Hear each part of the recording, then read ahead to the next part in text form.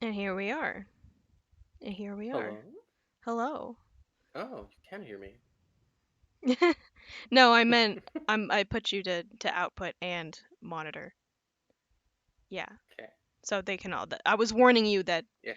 if you Yeah, yeah, yeah, talked, they yeah. could also hear you. That's what that was for. Hmm. Anyway, um I need to I need to unmute the game. I had it muted for the nice BRB music. Hmm. So the good problem is that you don't have to mute the stream on Discord's end because Hmm. this is not through OBS. The stream is now through the game. Oh, thank Yeah, God. the only problem with that kind of audio thing is going to be with Hmm. stuff that I have to stream through OBS, like the capture card Hmm. through Switch Yeah. and PS4. Hmm. And I'm guessing that the game has no audio, right, Taser? So I'm gonna have to use desktop audio, I think. I see.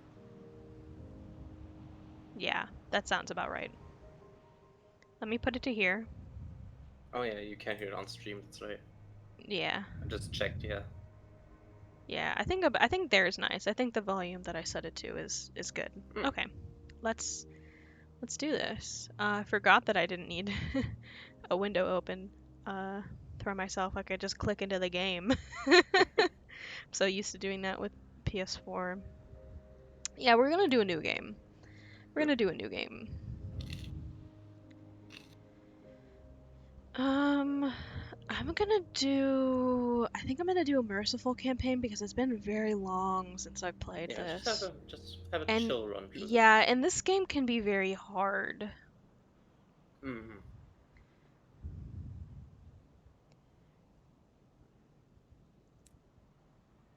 Yeah, let's do gentle. Um, Hmm. everything else can stay the same. I feel like I was having a pretty good run the last time I played this, but I don't remember anything. So, Yeah. that is the unfortunate truth of this game. If you just really easily forget what the fuck you were doing, and then you have to then if it's been too long, you just have to start over. Log of Her Majesty's Locomotive the Orphean, March 14th, 1905. Our expedition to the domains of the dead has been eventful. The Orphean is damaged and in grievous need of repairs and supplies. We are returning in haste to the Reach, where I hope to make port at New Winchester. May God be with us, for 1,000 deaths wait in the sky. Final entry of Captain Amelia Charity Whitlock, DCM, written shortly before her death. After would mean she's a zombie. Not unlikely in this game, I believe. Ooh, In that's kind of some loud way. on my end. Hmm. Yeah. Same. Hold on, I need to reduce this. I need to make that a lot quieter.